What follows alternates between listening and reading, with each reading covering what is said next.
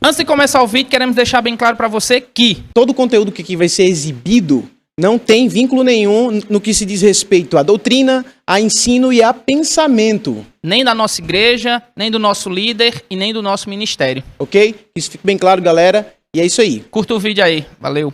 Valeu. Pessoal, chegou a pizza agora. Queremos deixar para vocês. Pizzaria Lourenço. Super parceiro da gente aí. Parceirão da gente. Já vamos estar comendo aqui. E o link vai estar aqui na descrição para você entrar em contato. Telefone dele, para que você possa estar comprando a pizza da Pizzaria Lourenço. Show, é isso aí. Muito boa, gente. Muito boa. Vocês vão amar. E aí, pessoal, como é que vocês estão? Mais uma vez aqui, nós trazendo um vídeo aí para vocês. Show de bola. Hoje, mais uma vez, como a gente tem prometido, né? A gente tem prometido conteúdo de qualidade aqui no canal. E mais uma vez, Deus nos proporcionou isso. Nós estamos aqui com o pastor Wesley. Daqui a pouco ele vai se apresentar para vocês aí. E a gente tem muita coisa para conversar aqui hoje, pessoal. É isso aí, né, não, Lázaro? Não se esquece de se inscrever no canal, deixa teu like, né? Compartilha com teus amigos, ativa o sininho de notificações.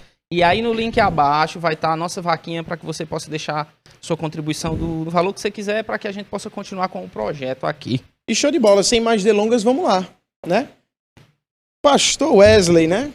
Pode se chamar assim. Isso. Quem é o Cláudio Wesley, né? Wesley Cláudio, é assim? Isso, Cláudio Wesley. Cláudio Wesley. Bem, eu sou de Fortaleza. Fiquei em Fortaleza até 2006. Meu pai sai para missões. E aí depois disso a gente passou acho que em umas 4 cidades, 5 cidades do Ceará. E aí em 2012 eu parei em Morada Nova, que é a cidade da minha esposa. Foi onde eu me formei em psicologia, fiz psicologia em Quixadá, casei, tive a minha primeira filhinha. E aí em 2018 tomamos a decisão de vir para Juazeiro do Norte para abrir o Instituto Severino Duarte. E aí foi bem conhecido aqui na cidade. O Severino Duarte, acho que o Nilson também, Exato, não é? O Nilson já passou por aqui, tem vídeo ele no canal. Muito. Exato.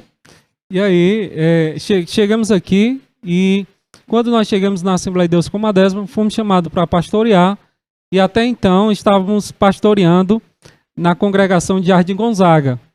Porque segunda-feira, como alguns já sabem, estaremos indo ali para Piauí, trabalhar tanto de forma profissional como de forma também eclesiástica. Mas foi um prazer. Esse tempo que passamos em Juazeiro foi um prazer. Então quer dizer que o pastor já está... Isso, segunda-feira.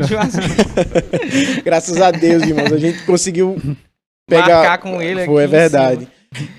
Interessante, né? Qual é a formação mais antiga, vou dizer assim, do senhor? No ramo eclesiástico ou ciência, psicologia? Pronto. O ensino, eu sempre gostei do ensino, né? Aos 13, 14 anos eu já estava envolvido ali na escola dominical, tudo. Mas digamos assim que de uma forma mais aprofundada, com entendimento melhor, a partir da psicologia. Porque eu comecei a fazer um entendimento entre um e o outro, né? A ver de que forma eu podia olhar fazer uma análise bíblica e introjetar a psicologia ali, analisando as emoções, o comportamento, o caráter. E a Bíblia está repleta disso, né? Então, eu acredito que a partir da psicologia eu comecei a ter uma curiosidade maior a alguns fatores bíblicos. Se tornou um estímulo. Interessante. E assim, pastor, por que a questão da psicologia? Antes de estudar psicologia, o senhor já... Eita, rapaz, eu queria entender a mente das pessoas. Como foi isso? Eu tive outros pensamentos antes, outras coisas, militar, como qualquer outra pessoa. Mas aí, com 16 anos de idade, eu participei de uma palestra que ensinava sobre psicologia e psiquiatria, mostrando a diferença entre o aconselhamento e a medicalização. E eu já me via em um perfil de aconselhamento.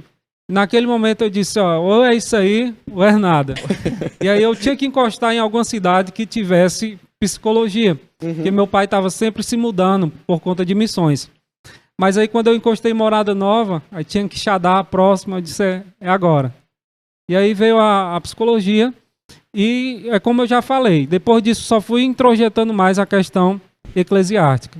Perfeito. Quantos anos psicólogo já? 4 anos. 4 anos, né? 4 anos de psicologia. É isso aí, galera.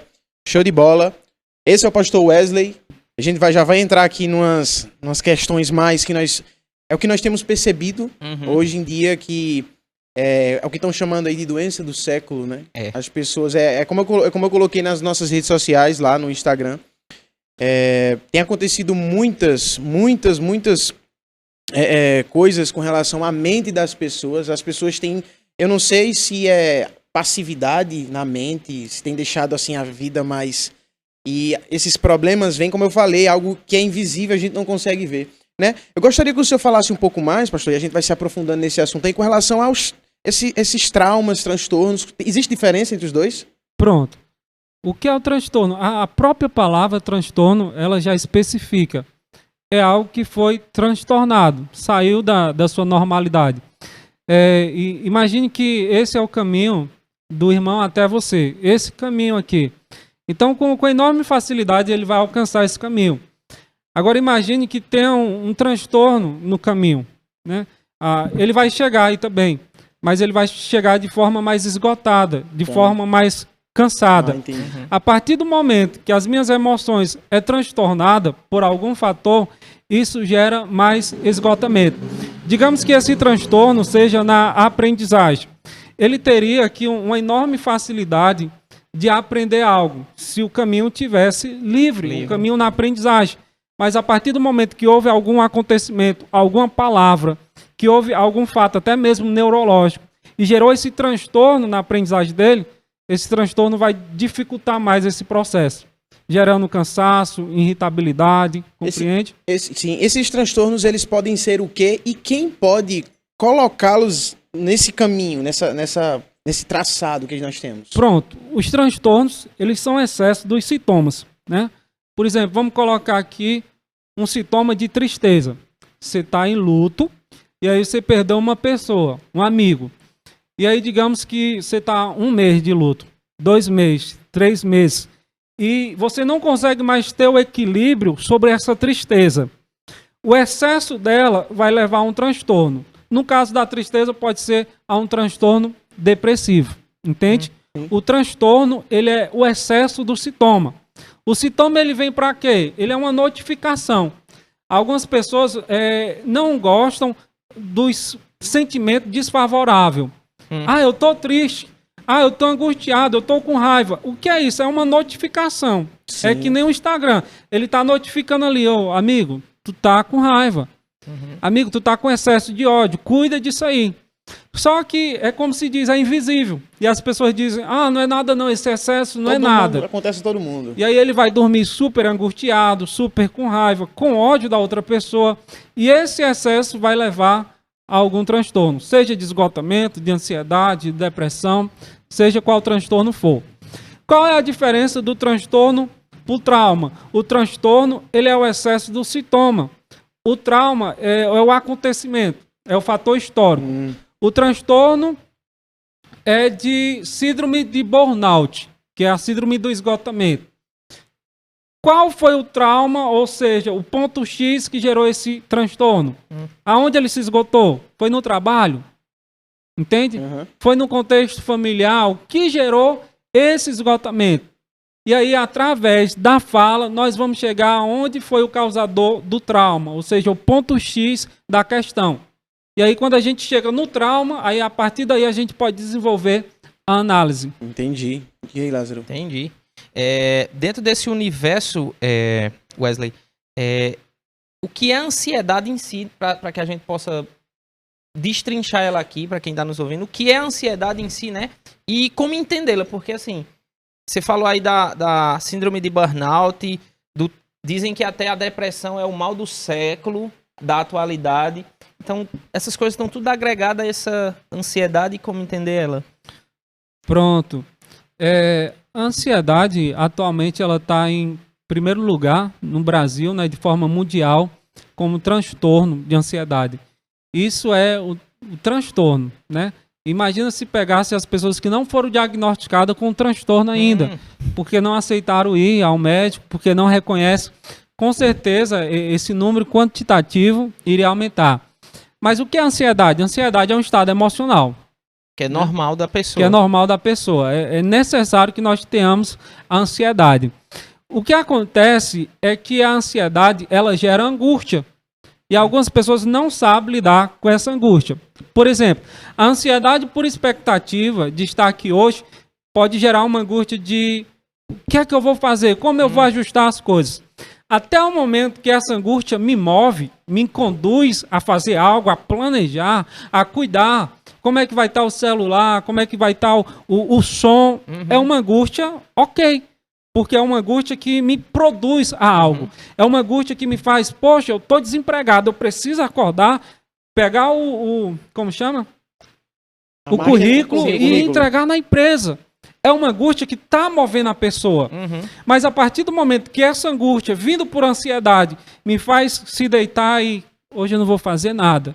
Aí ela já está puxando para um transtorno de ansiedade.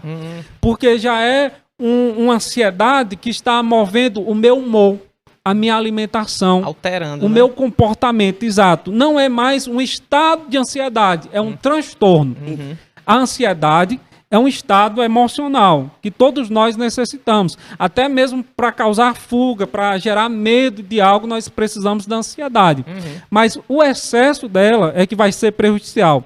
Seja ou por expectativa ou por medo, por qual motivo for. Porque aí o excesso vai nos gerar ao transtorno de ansiedade. Que aí já é mais delicado. Né? Interessante. Então é como se fosse enquanto que a gente chama de preocupação, né? Esse tipo de ansiedade que é normal, né? Ela nos faz mover-se, ela nos faz andar. Já quando ela se excede, ela faz o efeito contrário, ela nos paralisa. Exato. Não é isso? Exato. Nos deixa ali, não, acabou pra mim. Não tem mais nada pra fazer aqui. Então, cara, isso é muito... Quando passa do transtorno, ela gera improdutividade da mente da pessoa. Pronto. Você citou um ponto interessante. Algumas pessoas chegam na terapia e dizem assim, eu vim aqui porque eu estou com problema de concentração. Porque eu estou com problema na aprendizagem. O problema não é na concentração. O problema não é na aprendizagem. É consequência da ansiedade. Sei. A ansiedade, ela tem um efeito dominó. Ela começa nos pontos físicos, né? Nos pontos físicos. Uma dor no corpo, uma dor muscular, o sistema digestório, o sistema nervoso, um incômodo, um cansaço, um esgotamento. Esses fatores físicos vai levar ao quê? A mudança no comportamento. A irritabilidade, a inconstância, a um comportamento que os outros vão dizer assim, será que ele é bipolar? Ele está mudando de comportamento muito rápido. Mas essa mudança no comportamento vem pelos fatores físicos, pela má alimentação, pela insônia, por esses fatores. Se eu não estou bem fisicamente, se o meu comportamento em alguma forma foi afetado, isso vai afetar o terceiro ponto, o processo cognitivo de aprendizagem. Como é que eu vou fazer a leitura de um livro de uma forma produtiva quando a minha mente está cansada? Eu já começo a leitura cansado, entende? O Augusto Cury vai falar sobre o SPA, Síndrome do Pensamento Acelerado. Se há um excesso de pensamento, se há um excesso de desejo, se há um excesso de expectativa, como está a mente dessa pessoa? Está esgotada, né? Está esgotada, entende? Então, a própria mente nem permite que esse excesso de produção, de informação, entre. Porque não tem mais espaço, entende? Está preenchido. Exato, a pessoa já está super ocupada. E aí ela precisa tratar as emoções, tratar a ansiedade, para depois ir estudar e recomeçar de uma boa forma. Você falou aí, me corrija se eu estiver errado, esse excesso de preocupação mental, esgotamento mental, acúmulo de ansiedade, de preocupações, gera efeitos físicos. Exato. Como você citou, dores no corpo. Exato. São sintomas, né? Sintomas. Ele é invisível. Então, se eu não reconheço ele a partir de uma autoanálise, como o salmista Davi diz lá em Salmo 23:3, refrigera a minha alma. Ele faz uma análise e a partir daí ele tem um entendimento de que precisa de refrigério, de cuidado. Se eu não tenho essa análise, se eu não tenho essa percepção, o sintoma ele vai aparecer no corpo. É quase que dizendo assim, você pensa que dá de conta, mas de forma física eu vou mostrar que não. A mente quer ir e o corpo diz, não. Fica. Ele está apresentando sintomas físicos, gritantes, para quase dizer assim, se cuide. Se cuide. Né? Porque assim, eu fico imaginando, vou dar um exemplo. Um exemplo como se fosse antes, pô. Eu tô com ansiedade, né? Preocupação, desejando fazer alguma coisa e sei lá, me dá uma dor de cabeça. Aí eu penso, não, vou tomar aqui um medicamento, só que eu tomo medicamento e a dor não passa. Pronto. O que é que acontece? O medicamento, ele trabalha o sintoma físico, Uhum. não o sintoma emocional. Emocional. Entende? Uhum. O medicamento pode ter feito efeito, Uhum. mas se você continua se preocupando, os Vai sintomas voltar. vão voltar. Entendi. Por isso, as pessoas precisam mesclar, quando chega a esse caso de precisar da medicalização, entre a psicoterapia e a psiquiatria. Porque a psiquiatria vai num sintoma fisiológico e a psicologia vai num sintoma emocional e mental. Show Agora, de bola. como é que a pessoa divide isso? Como é que eu identifico em mim que o meu problema eu não vou resolver com um comprimido? Pronto. Eu tenho que ir para um psicólogo. Eu atendi uma pessoa ano passado e ela chegou por ansiedade, diagnóstico de transtorno de ansiedade. E jovem, ele fez mais de 20 exames. E nenhum desses exames Dizia nada super preciso não apresentava nenhum Nada. fator físico. Então era psicossomático. Uhum. Então, quando ele veio para a terapia, os sintomas diminuíram, né? Ele precisou passar por todos um batalhão de exames para vários médicos convencer. dando a mesma informação de, olha, não é físico, para ele poder reconhecer o invisível. Uhum. A partir daí, ele foi para a clínica, falou, trouxe as ansiedades dele voltadas à família, trabalho, profissão, e aí houve a melhora. Vem cá, Rony. Ah, consegui discernir. Perfeito, show de bola. O senhor falou de algo agora que a gente viu. Pega o alto lá, Rony. Gente, por favor. Eu tenho duas perguntinhas que eu fiz enquanto estava falando aí, foi me lembrando, bem interessante. Aham. O senhor falou de bipolaridade. Não falou agora há pouco? Isso. Eu passei por um... Eu não passei, né? Eu tive um caso que aconteceu comigo. Tá aí, abre na tua mão. Né? Quer, É só porque a pizza chegou, gente. É. A pizza chegou. Você que tá nos ouvindo aí pelo Instagram, pela live que a gente tá fazendo, se você quiser deixar perguntas aí, pode fazer as perguntas que você que o quiser. Rony vai estar tá? olhando aí. A gente tá com o Rony aqui, ó, né? Tá glória, homem de Deus nos ajudando aqui. E ele vai passar pra gente. Quer fazer tá? essa pergunta agora? Vou fazer. Vamos, a gente tem vamos. 5 minutinhos agora pra até fechar ali, pastor. Com relação à bipolaridade, até onde, assim, eu consigo identificar que a pessoa realmente ela tá com um problema bipolar ou ela tá querendo me enganar? Porque eu me deparei com um caso desse, onde não se sabia se a pessoa realmente estava com esse problema e tava, mas até onde é a bipolaridade? Se essa pessoa tá querendo me ludibriar. O senhor consegue Nos dá assim, identificar uma quando luz. a pessoa... É? Entendo. É um caso bem clínico, né? É um caso bem clínico, porque o que é que acontece? A pessoa pode vir realmente com um transtorno bipolar, mas mediante isso ela pode querer ajustar a situação dela ao desejo dela, à formalidade dela. Não é à toa que algumas pessoas que têm o transtorno de bipolaridade, quando são confrontadas na análise, quando eu já peguei que um ponto é bipolaridade e que outro ponto é agir conforme o desejo dela, ela foge, entende? Quando é questão de caráter realmente comportamental, algumas pessoas vão reconhecer e vão ficar e vão buscar a mudança. Quando é o transtorno de bipolaridade, é bem provável que mediante a uma conversa, ela não vai aceitar, ela vai precisar do cuidado profissional para chegar a esse reconhecimento. Rapaz, interessante. Pastor, quanto tempo tem, Rony? Eita, cara, tem coisa demais. Eu vou fazer mais essa pergunta e a Faz gente mais encerra essa. aqui. Com relação a um casamento, o senhor também trata de família, né? Isso. O senhor é especialista, né? Isso. Com relação a um casamento, como um marido, como um esposo ou uma esposa vai saber que realmente ali tem perguntas chaves que você saiba, tem gestos, alguma coisa assim que você percebe que realmente não. Comportamento que aquela pessoa faz. Essa atitude sua não é de uma pessoa que está sofrendo com bipolaridade, com esse trauma. Mas essa é. Entendeu? Porque, assim, Tem pessoas que, infelizmente, chegam para dizer, não, eu sou bipolar, mas você vê que às vezes a atitude é de quem tá querendo se sobressair, quer explorar as pessoas, entendeu? Entendo. Eu trabalho com a psicanálise, né? A minha abordagem é a psicanálise. Então, nós trabalhamos literalmente com a fala. Então, através da fala, eu pergunto a mesma pergunta 3 vezes e recebo 3 informações diferentes, mas que todas giram em torno do desejo dela, do projeto dela, entende?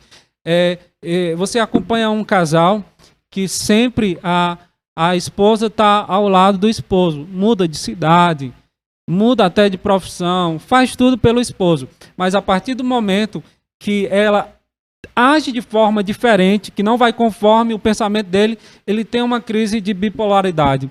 Que crise é essa que só aparece quando as coisas não vai bem? Quando ele contrariado, entende? né? Eu acompanhei uma pessoa que toda a vida que as coisas não iam bem, ele tinha crise de bipolaridade e batia nos filhos. A partir do momento que houve a separação, a esposa se separou, os filhos se mudaram, continua tendo crises, mas ele não tem mais a bipolaridade. Pelo contrário, hoje ele busca a atenção dos filhos, busca cuidar. Após a separação, nunca mais houve uma crise de bipolaridade nele. Ou seja, era a forma com que ele tentava manter as coisas. Quando ele viu que perdeu, não dá mais para ter crise bipolar. Agora eu preciso correr atrás do desastre que eu fiz. E numa situação dessa, que realmente é bipolaridade, nesse caso que há essa separação, os filhos vão embora, ele continua tendo a crise de bipolaridade? Continua. Se for realmente... porque é um transtorno de humor, então continua sendo tratado. Então, Tá. show. Wesley, é uma pergunta aqui que a gente lançou no Instagram, né? O pessoal foi fazendo a pergunta pra gente. Pergunta bem objetiva. O que fazer quando uma pessoa não aceita o tratamento, né? Entendo. Primeira coisa que ela tem que fazer é aceitar. Reconhecer que precisa. Reconhecer. O que fazer enquanto ela não aceita? Nada. Porque não vai para frente. Você vai criar um conflito em cima do outro. A gente vê isso quando alguém é levado à psicoterapia à força, né? É muito difícil. A pessoa não quer, a pessoa não fala. E ali, se o psicoterapeuta for bem cuidadoso, bem delicado, ele consegue o acesso. Mas não é algo garantido, né? Não é uma busca. A gente vê isso quando? A gente vê isso em 2 Samuel, capítulo 13, versículo 19. Quando Tamar é abusada pelo seu próprio irmão, Aminon, o que é que a Bíblia diz? 2 Samuel 13, 19. Tamar lançou cinza sobre a sua cabeça, rasgou as suas vestes e continuou andando e clamando. Quando ela joga cinza sobre a cabeça, ela reconhece o quê? O luto. Você só jogava cinza sobre a cabeça quando você estava muito angustiado, muito triste, quando você estava numa tristeza enorme, em um estado de luto. A primeira coisa que ela faz é isso. Eu estou de luto. Aí vem a pergunta, mas como é que Tamar faz isso dentro das ruas de Jerusalém, sendo a filha do rei? Aí eu lhe retorno. O que é mais importante? A vergonha de tratar algo ou o efeito que esse tratamento vai ter? Compreende? Ela compreendeu que a vergonha de jogar cinza sobre a cabeça era o mínimo. Era o menor. Que o tratamento de que rasgar as vestes sujas de sangue, que continuar andando e clamando, era muito mais importante do que sair andando para o palácio como se nada tivesse acontecido. Eu acho que você, como psicólogo, deve enfrentar muito casos assim, porque a sociedade que vivemos hoje de querer maquiar a vida que tem, a aparência, a aparência que tem, rapaz, eu acredito que tem muita gente por dentro se matando hoje, porque a gente tá vivendo assim. A sociedade, acho que principalmente nesse período de pandemia. Exato. Não é? Aqui entra aquela questão do marketing. Minta, até a verdade, até a mentira se tornar uma verdade. E aonde há essa fantasia de forma muito excessiva hoje em dia? No Instagram. Né? Uma geração que vem do Instagram que fantasia tanto o desejo dela que o desejo se torna a verdade. Que é totalmente diferente da realidade dela. Mas como aquele desejo se tornou a verdade que ela alimenta é aquela agora. É a verdade do perfeccionismo, é a verdade de que a saúde mental dela está ótima, é a verdade de que está tudo bem, porque se ela vir para a verdade, para a realidade, é algo doloroso. E muitas vezes ela não quer confrontar isso. Mas o princípio de verdade sempre vai ser o melhor. Uhum. O que é que acontece quando Neemias deseja restaurar os muros de Jerusalém? Como está a cidade? Ah, os muros estão caídos, os muros estão queimados. Ah, é? Então vamos restaurar. Uhum. É uma verdade dolorosa? Mas é a partir desse princípio que vem a restauração. Uhum. Não é à toa que quando ele chega em Jerusalém, ele descansa 3 dias e depois ele vai rodear, ele pega um cavalo e vai rodear a cidade. O que ele está fazendo? Ele está vendo os pontos mais dolorosos. Aqui o muro está queimado, aqui o muro está caído por total. Então, a partir dali, ele tem um planejamento de como vai ser esse recomeço. Uhum. A verdade, ela pode ser dolorosa, pode ser difícil. Ela é, mas ela é o nosso princípio. É de lá que nós vamos ter uma reconstrução emocional, física, no relacionamento, eclesiástica, por mais dolorosa que seja. Ou seja, tem que ser encarado de frente. Tem que ser encarada. Interessante. Tu separou aquela outra lá? Não. Não, né? Não, pode falar, pode ir perguntando. Tem outra aqui, que essa aqui já é bem pessoal mesmo. Colocar aqui, ó. Porque um psicólogo, né? Psicanalista, né? Uhum. Não pode analisar uma pessoa próxima a ele. Pronto. Digamos que... Não sei se não possa ou se é ético. realmente não é ético, né? Digamos que você é meu primo. Certo. E aí você buscou uma terapia comigo. Uhum. E aí eu começo a fazer uma terapia contigo e o teu transtorno é transtorno de ansiedade. Através da fala, eu chego ao entendimento que o trauma vem da tua paternidade. Uhum. Como é que nós vamos ficar como família? Estou entendendo. Entende? Se eu te trouxe essa verdade, e aí você pode vir dizer, mas é porque ele vê as coisas, então ele está querendo jogar a responsabilidade pro meu pai. Entende? E aí você joga essa informação pro teu pai. Como eu vou ficar com o meu tio? Então, da mesma forma, vem fatores de amizades, entende? São fatores singulares, que muitas vezes está no inconsciente. E que através da fala, eu jogo informações para fora que eram indesejáveis para mim, inaceitáveis. E agora, como é que fica quando eu joguei essa informação para alguém tão próximo? Aí vem um sentimento de vergonha, entende? Vem Que, querendo ou não, vai envolver mais pessoas na família. Exato. E vai estar inteiramente ligado ao psicanalista. Aqui foi apenas um exemplo, né? Então, assim, o melhor é buscar um profissional mesmo, para que você não tenha vergonha de falar, de dizer algo. Wesley, você tem cliente, que é chamado de paciente, né? Paciente. Exato. Você tem pacientes, assim, que semanais com relação ao problema? Por exemplo, você conversou com ele hoje aqui, o cara saiu bem, mas semana que vem ele tem que voltar de novo. Qual é o período, né? Na mesma situação, ou assim... Como é que funciona isso? Pronto, a terapia, ela funciona por semana, né? O que acontece é que vai de acordo com o sintoma de cada um, vai de acordo com o trauma de cada um, e vai de acordo com o que cada um vai desenvolver. Vai ter um desenvolvimento de inteligência emocional e de resiliência para lidar com esse trauma, com esse transtorno. Algumas pessoas vão ficar 1 mês, algumas pessoas vão ficar 6 meses, outras vão ficar 1 ano, outras vão ficar 2 anos, até conseguir se desligar e continuar com os próprios pés. Tu falou agora, eu já vi aí, sei lá, entrevista, coisa do tipo, pessoas dizendo, não, eu já faço há 10 anos. Como se não fosse uma coisa que ele precisou tratar, mas é como se, não, de vez em quando eu vou lá, porque... Ele retorna por outros motivos, né? Ah, entendi. Eu mesmo, eu passei por terapia antes de casar, né? Essa terapia eu passei por uma perda na infância, então eu me bloqueava muito emocionalmente, e aí, antes de casar eu passei por terapia para tratar esse bloqueio. Não é à toa que a primeira vez que eu disse eu te amo pro meu pai eu tinha 23 anos, só depois de passar pela terapia. Depois de casado, passei pela terapia novamente, né? Tava no trabalho, cuidando de um RH, e tive uma crise de impulsividade, e achei aquilo bem deselegante, voltei na terapia de novo para tratar esse comportamento impulsivo.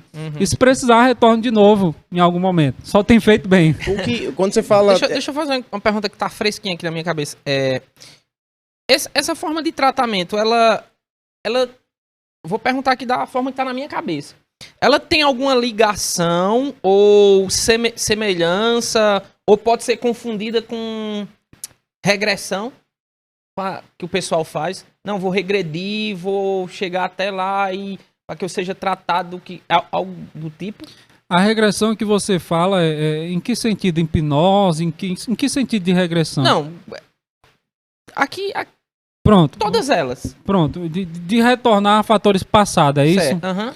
Vai Porque eu sei que a hipnose faz isso, né? Aí eu não Exato. sei se é a mesma técnica que é usada para psicanálise. Exato. É porque psicólogo e tal. assim, eu perguntei a hipnose porque a hipnose trabalha com a Isso, regressão, né? exatamente. Mas ela não é vista com base científica. Uhum. O que é que acontece? Esse fato de retornar a fatores traumáticos que estão lá no inconsciente, Uhum. fatores da infância, não é à toa que alguns psicanalistas já foram até processados, porque durante a análise a informação do abuso lá da infância retornou. Sei. E aí a pessoa reconheceu o abuso do próprio pai. Por que essa informação está no inconsciente? Tem dois fatores que vai para o inconsciente. Tem aquilo que eu esqueço de forma natural e tem aquilo que eu censuro. Por exemplo, imagina que você tem 5 anos de idade e eu te dou uma pizza. Você esqueceu de forma natural. Mas digamos que eu te dei uma pizza quando você tinha 10 anos. Foi algo tão doloroso que você vai reprimir a informação a todo custo. Você vai bloquear. Quando a informação vir, você vai censurar ela, porque ela é dolorosa. Uhum. Então, esses dois fatores vão para o teu inconsciente. Tanto o que você esquece, quanto o que você reprime. Mas, de alguma forma, esses sintomas que estão no inconsciente retornam. Uhum. E uma delas é através da fala. Quando eu vou puxando a tua fala, puxando, você vai desbloqueando de acordo com o que eu vou fazendo feedback e indagações que vai na tua fala. Uhum. Aí você vai retornando. Aí daqui a pouco chega-se aos fatores do inconsciente. Você, eu nem lembrava mais disso, foi um fator de infância, eu não sei como eu me lembrei. Uhum. Porque de forma natural houve um desbloqueio durante a tua fala. Entendi. Então, as perguntas e feedback vai conduzindo para esse lugar de trauma, né? Isso. Entendi. Legal. Você falou sobre atitude impulsiva, o que é isso? Atitude impulsiva, Pronto, agir por impulso. só isso. Exato, né? E às vezes as pessoas não sabem canalizar os impulsos. Tipo, eu tô com uma raiva muito grande, mas eu tive a inteligência emocional e descansei. E depois cheguei e conversei sobre isso. Ou depois fui correr, praticar um esporte. Algumas pessoas em comportamentos impulsivos vão bater, vão dar uma mãozada na mesa, vão dar um murro, vão fazer alguma coisa que de forma tanto cristã como de forma social Foge ao normal. não né? exatamente. E aí, se reconhecer que isso não é bom no caráter, na personalidade, ele vai buscar um tratamento. Ele vai buscar melhorar isso, seja através do aconselhamento pastoral ou do aconselhamento psicológico. Se ele não reconhecer, ele vai continuar com esse comportamento agressivo, ferindo algumas pessoas. E dentro disso aí, acho que vai entrar quase naquela que diz que se a pessoa não quer de todo jeito. Mas é porque tem gente que realmente é convencida de que eu nasci assim, eu cresci assim, eu vou assim, não tem quem tire, não tem como ser tratado, não tem como ser trabalhado. Pronto. A gente tem feito alguns atendimentos de pessoas que têm uma idade já bem mais elevada, mas que em algum momento ela teve um feedback, ela teve um insight e ela disse, poxa, eu feri a minha família, eu feri o meu filho, eu preciso de mudança. Esse fator é um fator patriarcal que vem lá da época do meu pai, do meu bisavô, do meu avô. Então, eu preciso retirar essa herança comportamental, esse comportamento que vem repercutindo, esse comportamento de ser grosseiro, esse comportamento de ser impulsivo. Eu quero gerar mudança. E aí ele toma uma decisão. Outros não, outros vão trazer isso como normalidade, entende? Ele padroniza esse comportamento, ele justifica como normalidade. Não é algo normal, meu avô era assim, meu bisavô era assim, meu pai puxava faca, então ele padroniza esse comportamento agressivo. E aí vai ser complicado. Quando não quer realmente. E às vezes tem pessoas que se escondem naqueles nomes que como é que diz? Sanguíneo, fleumático, Aí colérico, né? Temperamentos. Temperamentos, né? Pronto. Não, eu sou assim porque eu sou colérico, eu sou assim porque eu sou fleumático. Se eu sou fleumático, pronto, não tem como eu deixar de E ser. assim, é até bom se a pessoa tivesse esse conhecimento, esse entendimento de seu temperamento, fica mais fácil ainda de tratar, né? Alguns autores cristãos chegam a citar esses pontos: fleumático, sanguíneo, colérico, apenas para explicar de forma melhor, por ser tão conhecido no senso comum. Mas de forma científica, eles não são reconhecidos, porque eles vêm da filosofia grega, né? Eles vêm do sol, da água, do fogo, da terra, entende? Entendi. Daí vem os temperamentos, de acordo com essas porções. Então, assim, nós temos pontuações de cada um. Se a gente for olhar o perfil, ele tem base, entendeu? Ele tem as coisas ali. Eu posso me encontrar nesse aqui, eu sou meio sanguíneo, eu sou meio colérico. Mas por que não é científico? Porque nós temos pontuações de todos eles. De todos eles. Entende? Nós temos pontuações de todos eles. Em algum momento nós vamos agir de alguma forma ali. Em algum momento nós vamos precisar ser tratado em todos. A partir do momento que eu lhe fecho numa caixinha como, não, você é sanguíneo. Por isso aí que eu você posso age usar assim. isso como justificativa. Interessante. O rótulo, se a pessoa não souber, não tiver esse entendimento, eu vou me limitar, né? Exato. Não, o meu comportamento é dessa forma, é porque eu sou colérico, então se eu sou, me aguente. Então, quando a Bíblia fala, pastor Wesley, que, por exemplo, a gente ouve muito se falar disso, né? Não, Jesus, ele tinha um controle desses 4 temperamentos, né? Que, assim, são os mais conhecidos. Como é que você vê isso? Jesus é realmente... Como é que a psicologia tem outro nome para esses tipos de nomenclaturas que se dão? Pronto, é pela falta de conhecimento que a pessoa diz isso, entende? Que aplica Jesus essas simplesmente tinha o domínio de suas emoções e de seu comportamento e ponto final, entende? Só que quando eu não entendo que esse fator ele vem da filosofia grega, eu vou usar ele. E algumas pessoas, mesmo entendendo, vão usar para tentar explicar de alguma maneira o perfil, de forma didática. Mas com cuidado para não introduzir ninguém àquele perfil. Apenas para a pessoa se identificar. Sei. Quando a pessoa se identificou, opa, agora vamos tratar. Entende? Mas é porque é o que mais se aproxima do senso comum. Né? Eu vejo, tanto é que a pessoa, quando às vezes está tratando sobre esse assunto, eles vão distinguir bem. Diz, não, Pedro tinha esse temperamento. Sanguíneo. Já Paulo, não, Paulo era esse outro. Não, aí você vê João era esse.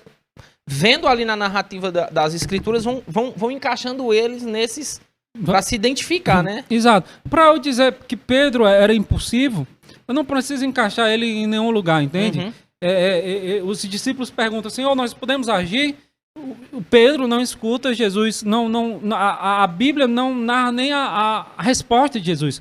Pedro já corta a orelha de Malco.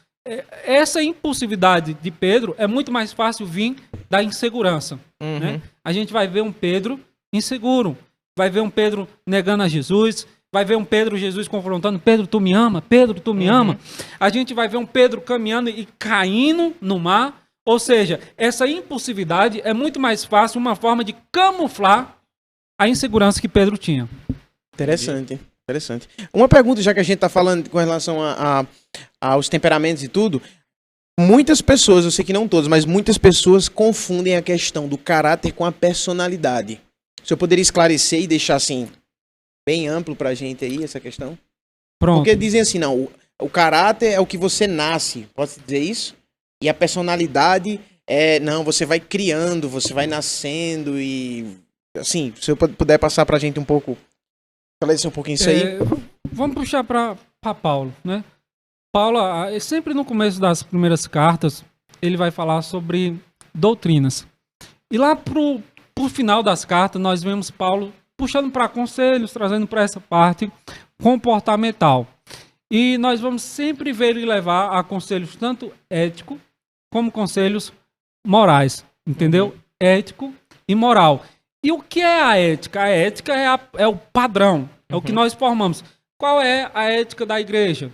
A ética da igreja é essa, agir dessa forma, com esse comportamento, não agredir ninguém. Dentro desse ambiente não pode ter outro som, aqui não seja o som que esteja constituindo o culto. Há uma ética, compreende?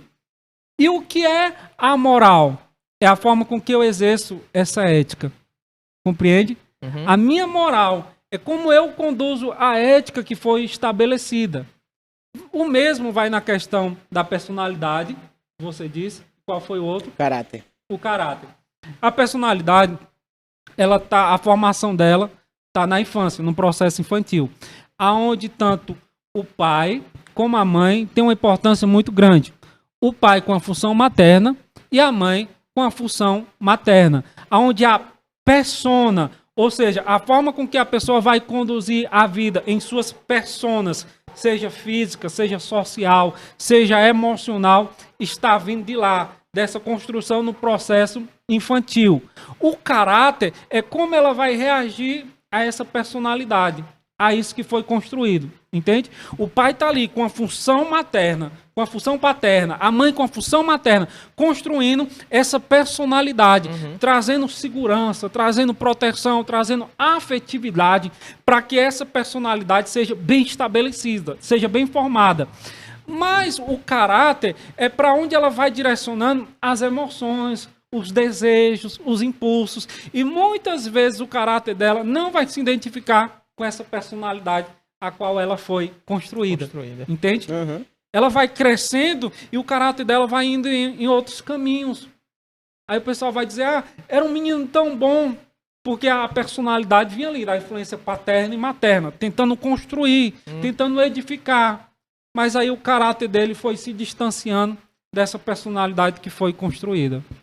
Mas tem como unir os dois?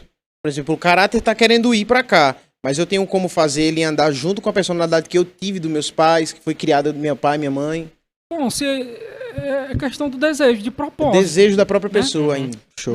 Então, por isso, quando o cara fala assim, cara, você é um mau caráter, é porque as suas atitudes são dessa forma mesmo. Você que decide fazer aquilo daquela forma. Exato, né? exato. Não é assim, não. É porque eu nasci assim e estou fazendo isso, porque não. É porque realmente você é sem vergonha e tá fazendo. Na maioria é O caráter é uma construção, né? É uma construção. Por isso que a gente precisa ter um caráter bíblico.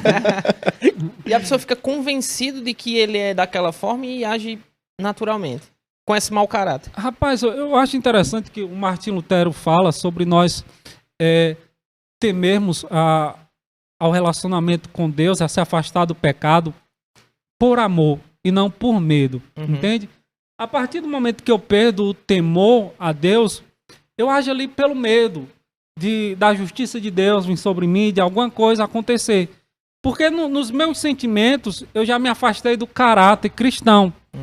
Aquela conduta de uma perversão sexual, de uma perversão agressiva, já se tornou normal para mim. Já se tornou normal. Já está na minha conduta, já está no meu dia a dia. Vai ter apenas ali um temor da justiça de Deus sobre um temor, não, um medo.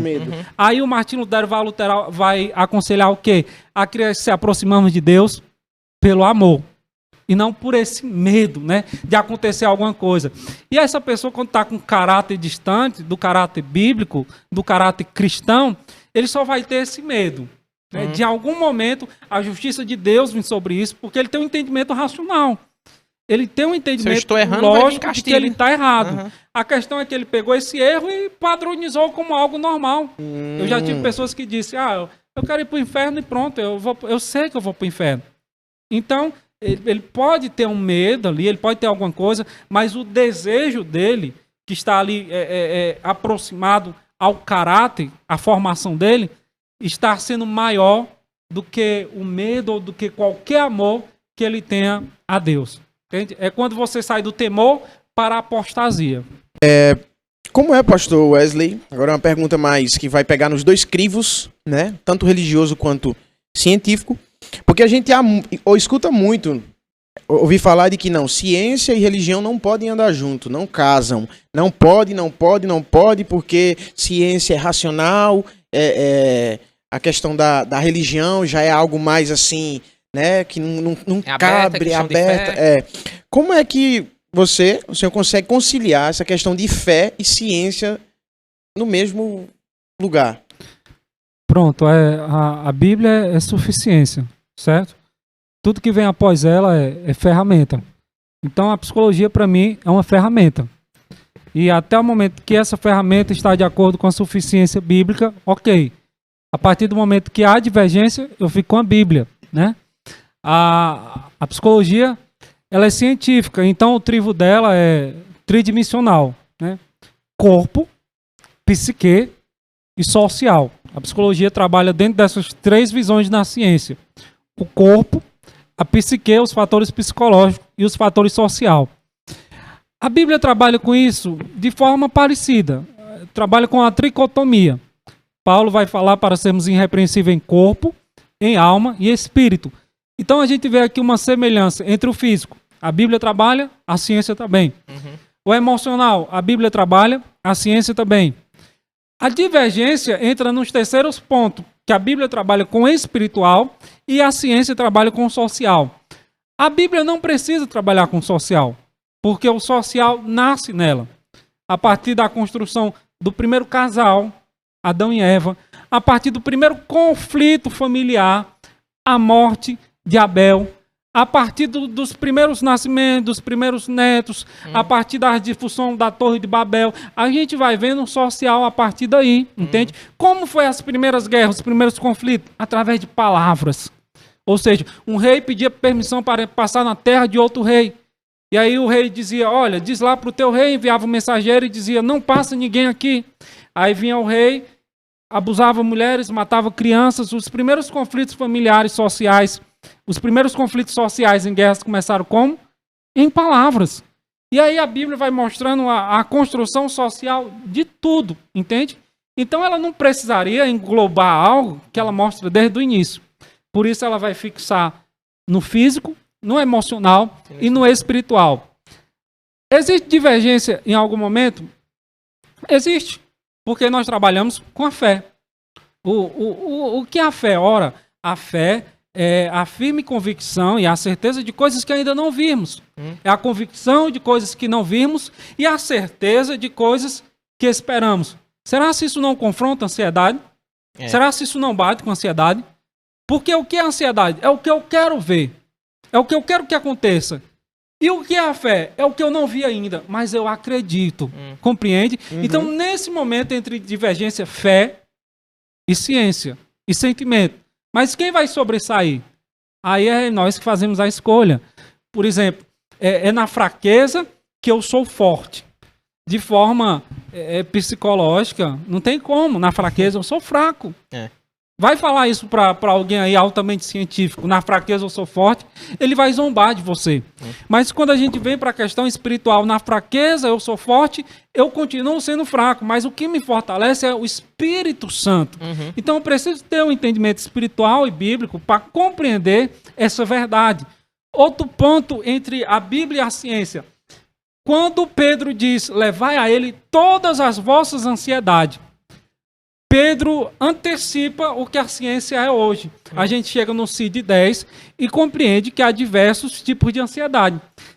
Ansiedades que vêm por traumas, ansiedades que vêm por comportamentos, ansiedades que vêm por toque. E aí Pedro tinha falado isso lá atrás, dizendo, levai a ele todas as vossas ansiedades. A ciência sempre vai confirmar aquilo que a Bíblia tem dito, tem falado. Interessante, viu? Show. Muito bom mesmo, muito bom. Essa questão de cura, pastor. Eu não sei, o senhor atende muito cristão? Atende muito cristão? Sim. Claro, que suas ovelhas você vai tratar no aconselhamento. O aconselhamento. E o aconselhamento que você vai dar? Como o senhor consegue misturar as coisas? Como é que o senhor faz? Sempre bíblico e com as ferramentas psicológicas. A Bíblia como essência e a psicologia como ferramenta. Entendi. Por isso a gente vê poucos cristãos psicólogos que trabalham com aconselhamento bíblico. Eu não entendia isso de início. Eu olhava para algumas igrejas, eu via alguns psicólogos cristãos e eu dizia, por que uma pessoa não disponibiliza uma tarde na igreja para aconselhamento, para cuidar dos irmãos? E aí depois eu fui ver que para você trabalhar com aconselhamento bíblico, você precisa entender de Bíblia. No mínimo, né? No mínimo. E aí as pessoas não têm buscado isso, não têm buscado essa afinidade cristão. E aí prefere ficar apenas no lado profissional. Porque se puxar essa responsabilidade para aconselhamento bíblico, precisa ter base. Por exemplo, você vai aconselhar um casal, aí você diz assim, não, porque eu já casei 3 vezes, então eu tenho experiência. Eu não quero saber da tua experiência. Quero saber o que a Bíblia diz. Ao que já aconteceu, ao que deixou de acontecer. Eu quero saber os fatores bíblicos que prevaleceram nela. Como você foi tratado a partir disso. Porque se a gente pegar as nossas experiências, o nosso coração pode se enganar. E os conselhos podem sair de outra forma. Falando de cristão ainda assim, né? Quais são os casos que o senhor mais vê, assim, com relação aos que estão chegando e lhe perguntando, pedindo aconselho? Ansiedade? Quais são os quadros que o senhor mais vê? De 10 atendimentos, 7 é ansiedade. Simples assim. Dessa última vez eu somei para ter a certeza. A ansiedade está lá em cima. E assim, o que é que tem despertado a ansiedade, principalmente na questão do cristão, né? Os conflitos pós-modernos, né? A ansiedade de hoje não deixa de ser a mesma lá de trás. É a mesma. A questão são os conflitos novos, né? A cobrança excessiva dos pais pela formação dos filhos, o que os pais têm projetado que os filhos vão ser. Então, primeiro ano, segundo ano, terceiro ano do ensino fundamental já está aquela cobrança enorme. Uma vez eu ouvi uma frase de um adolescente que me marcou muito. Ela disse, ela me trata como criança, mas me cobra como uma adulta. Então você imagina como é que está a cabeça de um adolescente dessa, né? São os excessos do capitalismo, o excesso de querer ser o melhor e não entender que a excelência está naquilo que eu faço, dando o melhor de mim, e não naquilo que o outro vê, e não naquilo que está no desejo do outro. Então são conflitos pós-modernos que têm alimentado essa ansiedade. Eu não sei se é uma percepção da maioria, mas eu já conversei com outras pessoas e meio que a gente se perguntava, é impressão minha ou o dia de 24 horas parece que só tem 15? Como se as coisas, sei lá, as coisas estão passando muito rápido. Quando a pessoa olha pro relógio já é meio-dia, mal termina de almoçar, que faz alguma coisa já é 5 horas da tarde. Sei lá, como se a percepção do tempo estivesse passando muito rápido. O imediatismo tá demais. Tá passando rápido, tá. E a resposta é essa. Não tem explicação, né? Mas você tem essa percepção também? Tenho. Eu penso que, de acordo com que as pessoas vão se encobrindo em atividades, sem fazer um planejamento, sem saber dar um não, né? Sem saber dizer, eu não posso. E aí ter um entendimento racional e emocional que ele precisa dar esse não, que ele precisa resguardar a família, que ele precisa resguardar ele vai ter problemas enormes. Porque ele vai se envolver tanto em atividades dele próprio, do desejo dele, como do desejo do outro. A questão é como ele vai conciliar esse tempo, entende? E se esse tempo vai ser de qualidade, compreende? A partir de 2019 eu comecei a dar alguns nãos, alguns cortes. E esse ano também continuei, não posso. Porque aquilo que eu quero fazer com qualidade. Esse ano nós iniciamos aonde? Essa foi a minha rotina do ano passado e no início desse ano. Colégio Batista, empresa Eva Brasil, minha casa e a igreja. Eu concentrei aí. Os outros era ajuste, entende? Era apoio, mas eu concentrei a minha saúde emocional, física e espiritual nesses pontos, entende? Que é para o que eu for fazer, eu quero fazer com eficiência, com excelência. Às vezes as pessoas querem fazer tudo, e aí começa a cair em ansiedade, em cansaço, e daqui a pouco ela está quase que parando. Já está na síndrome de burnout e não sabe. Exato. E quando chega lá na síndrome de burnout, não tem mais volta, caiu já dentro. Eu aconselhei um pastor e eu disse o seguinte, pastor, dá uma pausa de 2 dias. Não posso. Se eu não fizer, ninguém faz. Resumindo, caiu uma depressão. Então agora, em vez dele parar 2 dias, 1 semana, ele para 2 meses, ele para 3 meses. Entende? O que é o melhor? Eu parar 1 dia na semana e ter um momento com minha família. Eu tirar um final de semana para o meu lar, para um lazer. Ou parar 2, 3 meses, quebrar financeiramente. Compreende? Eu dentro dessa tua fala, agora como é que lida o psicológico de um líder, de uma igreja, de um ministério, onde ele cita essas palavras que você falou, se eu não fizer, ninguém faz, né? Ou não necessariamente se eu não fizer, ninguém faz, mas de forma nenhuma para. De jeito nenhum. E por mais que a pessoa diga, rapaz, você tem que dar um tempo, você precisa, ou coisas semelhantes. Como é que lidar com uma situação como essa? Bem, tudo envolve porque o início, existe aquela impressão de, não, você é o líder das ovelhas, você tem que dar toda a assistência, Enfim, né? Entendo, Tá entendendo entendo. qual é? Porque existe uma pressão espiritual e bíblica sobre aquele líder. Como é que ele vai... A pergunta é como é que ele vai administrar isso de uma forma que esse não seja infringindo um princípio bíblico. Tô entendendo. Paulo pede para sermos irrepreensíveis no corpo, na alma e no espírito. Uhum. Então ele vai estar sempre equilibrando esses pontos, entende? Será se ele vai dar assistência a alguém depois que ele passou a noite em vigília, chegou em casa, ainda cuidou do lar e está deitado com dor na coluna, cansado, entende? Não tem cabimento nesse Vai momento ter a dele. qualidade, né? Exato. A não ser que seja um acaso, que seja uma perda, que tem momentos que realmente vai precisar dar um não, né? Uhum. A gente vê isso no Luciano Subirá, cita um exemplo, de que um irmão liga para ele e diz, pastor, eu quero que você venha na minha casa agora. Vou me separar da esposa e vem agora. E ele disse, meu irmão, me perdoa, mas eu tô saindo pro shopping com a minha família agora. Ai, meu Deus. Aí o irmão disse para ele, pastor, quer dizer que você vai pro shopping com a família enquanto eu tô me separando? Aí o Luciano Subirá disse para ele, é exatamente por isso que você está se separando. Porque você não Aí ele tem chegou para a esposa e disse, tu acredita que o pastor foi pro shopping enquanto a gente está se separando? Tu acredita que ele disse que é por isso que eu tô me separando? E a esposa disse, e será se ele não tem razão? E aí eles se conciliaram, Uhum. entende? Então tem momento que a gente não vai poder abrir mão do nosso cuidado físico, do nosso cuidado emocional, espiritual. Uhum. Tem momento que você não vai poder abrir mão de viajar para algum lugar para ser tratado, para receber palavra. Pense sempre a longo prazo.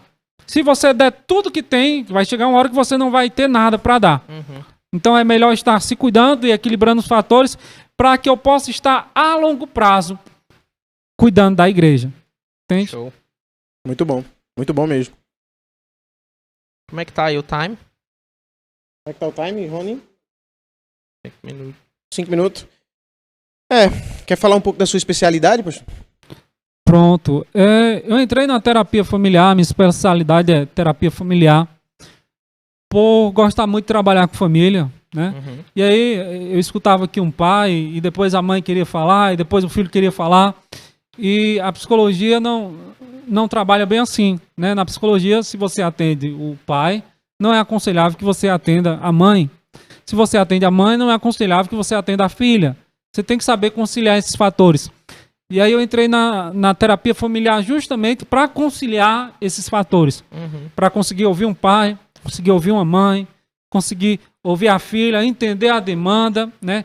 Entender realmente de onde vem um conflito, se as acusações são verdadeiras, aonde há o desejo de ter a razão, aonde estão os traumas, para depois, quem sabe, sentar com todos e chegar à harmonia da família. Quando a gente trabalha com terapia familiar, nunca o sentido da terapia vai ser repassar informações, mas sim trazer a harmonia, né? Sim resgatar o sentimento familiar que foi perdido, né?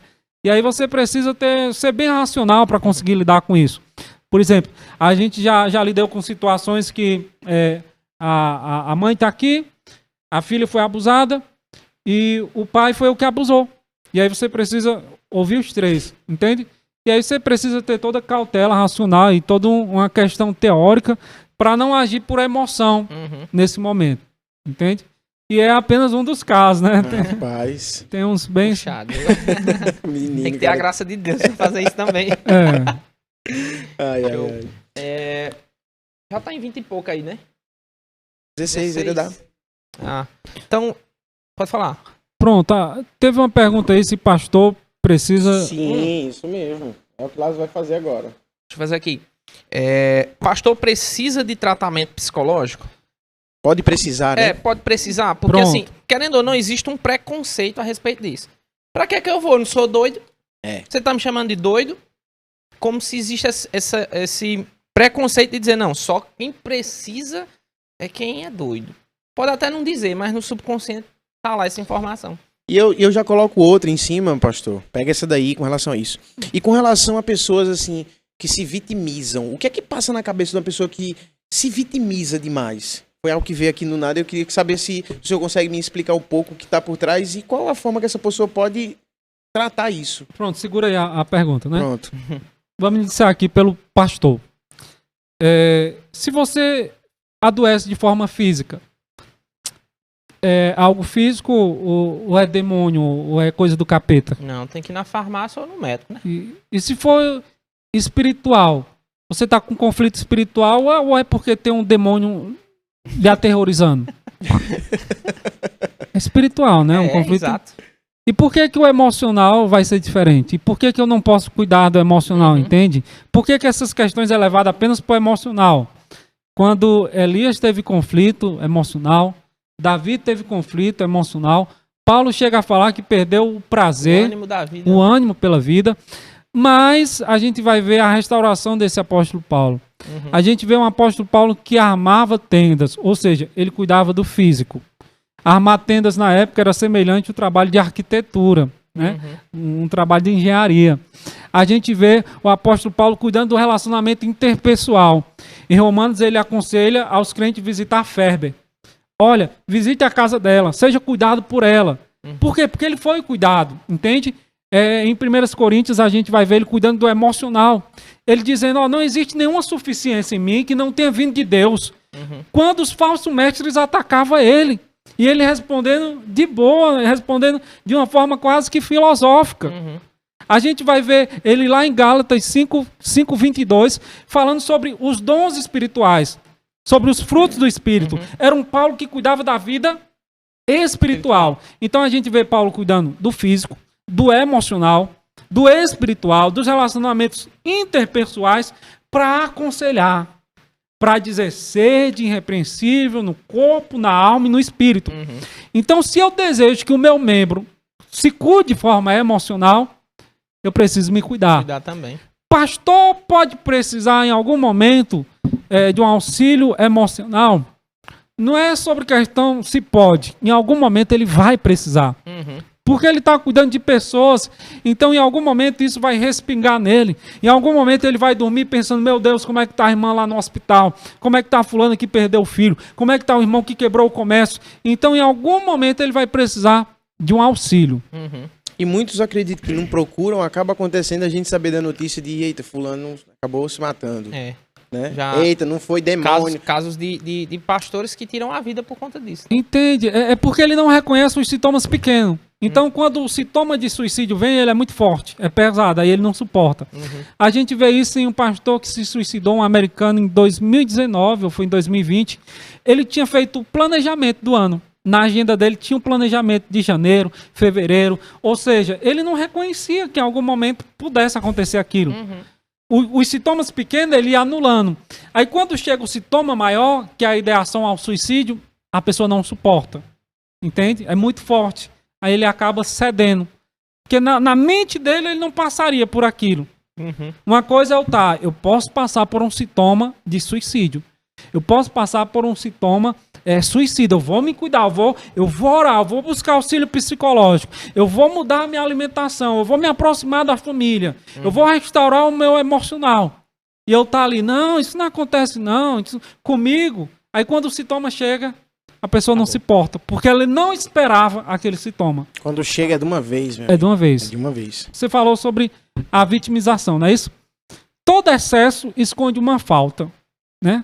Às vezes a vitimização ela vem pelo complexo de inferioridade, ela vem pelo um trauma, ela vem pelo pensamento cativo de não vou ser entendido, de que as coisas sempre vai ser ruim para mim. Esse trauma gerou um excesso, esse excesso se transformou em vitimização, entende? Então, ou eu reconheço que ali tem um excesso de alguma inferioridade, de algum trauma, de alguma palavra, ou eu vou estar sempre alimentando esse comportamento, vou estar sempre com justificativas, vou estar sempre moldando os fatores para a minha vitimização, que é o meu excesso naquele momento. Entende? Já atendeu algum líder espiritual que ele não reconhecia isso ou qualquer outro tipo de trauma na vida dele? Líder, né? Pastor... E já acompanhei que era passado, mas na hora ele reconheceu. Ele vinha ferindo alguns jovens em um evento e eu perguntei a ele, pastor, por que o senhor toda vida que abre a boca fere os jovens? E ele foi explicar, ele disse que passou um tempo fora, cuidando de um projeto que cuidava de jovens que tinham sido abusados sexualmente. E que quando ele voltou para casa, a filha dele havia sido abusada. Então, eu disse, pastor, eu não tenho o que te dizer agora. Só posso orar por ti. E aí pedi para orar por ele, a gente orou junto, tudo. Mas ele não tinha reconhecido antes, por isso vinha ferindo, mas na hora que eu busquei, ele reconheceu. Já outros realmente não vão reconhecer a fragilidade e vão buscar fugas, tipo, estou muito ocupado, não tenho tempo, marca e não vem. E aí a gente percebe que a pessoa não quer continuar e respeita. Perfeito, interessante. Show. Tranquilo, tranquilaço Tá pra bom. mim. Show, Wesley, nós agradecemos. Gostou do bate-papo? Ótimo. Foi ótimo, né? Foi bom demais. Pessoal, nós vamos deixar aqui o Instagram dele. Segue ele lá, né? Deixa também o nosso Instagram para você estar seguindo. É uma pena, porque o pastor Wesley estaria aqui em Juazeiro até o início da semana que vem só, né, pastor? Isso. Então, se você quiser conversar com ele, trocar uma ideia, sei lá... Online, né? Buscar online. Busca ele online agora, porque aqui em Juazeiro não mais. Ele tá indo pro Piauí, não é isso, pastor? Isso. Tá se mudando pra lá, Deus tá direcionando ele pra lá. E assim... Graças a Deus, assim, Deus tem usado ele bastante, a gente tem visto aí. E, assim, pra gente foi um prazer, pastor. Muito obrigado. Muito obrigado Quer deixar mesmo. alguma palavra? Quer falar Últimas alguma coisa, considerações. Pronto, a última consideração é que, de alguma forma, você tenha pensado, né, sobre o que foi falado aqui. Reflita. Vou deixar Salmo 23 de novo, verso 3. Senhor, refrigera minha alma. Ele pede refrigério ao Senhor no momento de fragilidade, mas ele é tratado. Por que ele é tratado? Porque lá no Salmo 121 ele vai dizer: o Senhor cuidará da tua alma. O salmista Davi, que pede refrigério ao Senhor, ele é tratado a ponto de não ter somente convicção do tratamento de Deus a ele, mas também ao outro, de dizer: o Senhor cuidará da tua alma. E essa é a convicção que eu tenho para ti nessa noite. O Senhor cuidará da tua alma. Descansa o teu coração nele. O senhor também é palestrante, não é? Isso, a gente... Então, pode falar. Estamos por aí. Vamos pro Piauí, mas também aí. Na hora que vocês precisarem, a gente pega um busão. E vem-se embora. Continuamos juntos. Pois é, isso aí. Então, tá à disposição. Galera, muito obrigado por estar aqui até agora, né? Que você tenha, como o pastor falou aqui agora, que você pense, repense. Se você está passando por algo que aqui foi dito, se você se considera e, como é que eu posso dizer, reconhece algum desses sintomas, procura ajuda. Não é isso aí, Lázaro? É isso aí. Muito obrigado a vocês. Se inscreve, compartilha, né? Deixa teu like e fuja da ilha. Fuja da Não ilha. fique na sua bolha, né? É isso aí. Procure ajuda, saia dessa ilha. Valeu. Valeu.